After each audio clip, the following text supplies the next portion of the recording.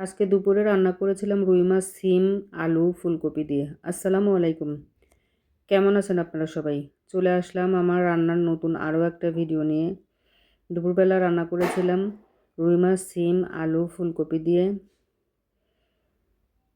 মাছটা একটু হালকা করে আমি ভেজে নিচ্ছি। বাজারে গেলে শুধুই চাষের মাছ, দেশি মাছ খুবই কম পাওয়া যায়। উপায় তো নেই, এগুলোই খেতে হবে, কি করা আর আছে আর। মাছটা বসানোর আগেই আমি আগে বেরেস্তা বানিয়ে তেজপাতা আর বেরেস্তা উঠিয়ে নিলাম ফোড়ানি বাটা করার জন্য।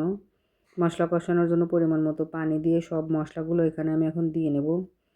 কাঁচামরিচ ফালি করা দিয়ে নিলাম। কাঁচামরিচটা আসলে আমি সবসময় তরকারিতে একটু বেশি খাই। কাঁচামরিচের ঝাল আমার কাছে বেশি ভালো লাগে। শুকনো মরিচের পরিমাণটা একটু কম দেই, কাঁচামরিচটা একটু বেশি দিই।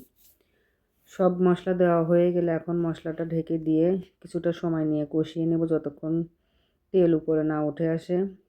মশলা কষানো হয়ে গেছে, এখন সবজিগুলো সব দিয়ে দিচ্ছি। সবজি আমি কিছুক্ষণ সময় নিয়ে কষাবো।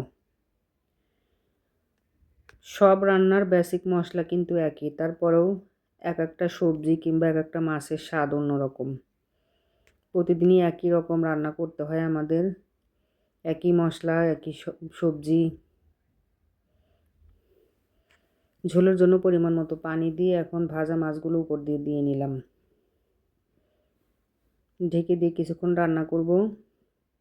তরকারিটা হওয়ার আগ দিয়ে আমি দিয়ে দেব ফোড়ানি বাটাটা। এখানে জিরা ভাজা, তেজপাতা আর পেঁয়াজের বেরেস্তা দিয়ে আমি লিকুইড করে গ্রাইন্ডারে বেটে নিয়েছি।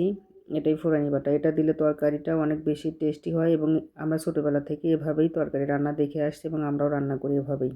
আল্লাহ হাফেজ।